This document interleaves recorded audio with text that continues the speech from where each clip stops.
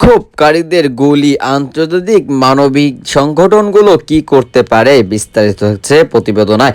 বাংলাদেশের কোটা সংস্থা আন্দোলন কেন্দ্র করে বিক্ষোভদের সময় নিরাপদ বাহিনী অতিরিক্ত শক্তি প্রয়োগ করেছে বলে অভিযোগ উঠেছে।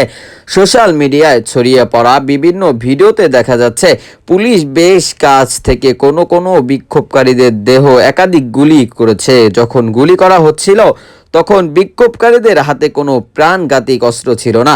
পুলিশের গুলি করার বেশ কয়েকটি ভিডিও বিসিবি ভেরিফাইড যাচাই করে সেগুলো তথ্য পেয়েছেন।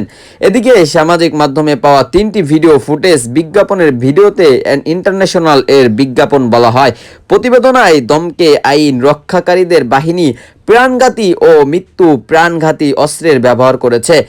এমটিএনএস ইন্টারন্যাশনাল সিনিয়র ডিরেক্টর ডিপোস মুজিনা বলেন, বাংলাদেশের থেকে আসা ভিডিও এবং ছবির ক্রামার যাচাই ও বিজ্ঞাপন করে সেখানকার এই ভয়াবহ চিত্র উঠে এসেছে।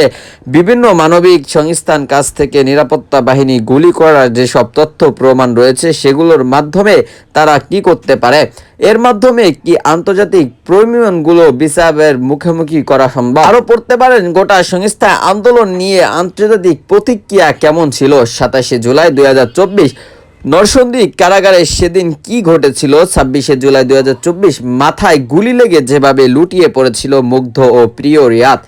26শে জুলাই 2024 সেনাবাহিনীর উৎস ছবির ক্যাপশন, সেনাবাহিনী কবে রেফারি ফিরবে জানতে চাই জাতীয় সংস্থা। কি ধরনের প্রমাণ আছে? অ্যামনেস্টি ইন্টারন্যাশনাল বলেছেন, বাংলাদেশ ছাত্র বিক্ষোভের সময় নিরাপত্তা বাহিনী যে অন্যতভাবে শক্তি প্রয়োগ করেছে সেগুলো প্রমাণ রয়েছে। সংস্থা করেছে বিসিবি বাংলাদেশকে জানিয়েছে, বাংলাদেশ থেকে তারা যেসব ভিডিও এবং ছবি পেয়েছে সেগুলো তারা যাচাই বিবেচনা করেছেন। এর মাধ্যমে উদ্বেগজনক চিত্র বের হয়ে আসছে বলে তারা উল্লেখ করেছে। বিক্ষোভকারীদের শিক্ষার্থীদের উপর গুলি আবদ্ধ চায় শিক্ষার্থীদের উপর বিপজ্জনক টিকার শিল নিক্ষেপ করা হয়েছে নিরাপদ বাহিনীদের উপর।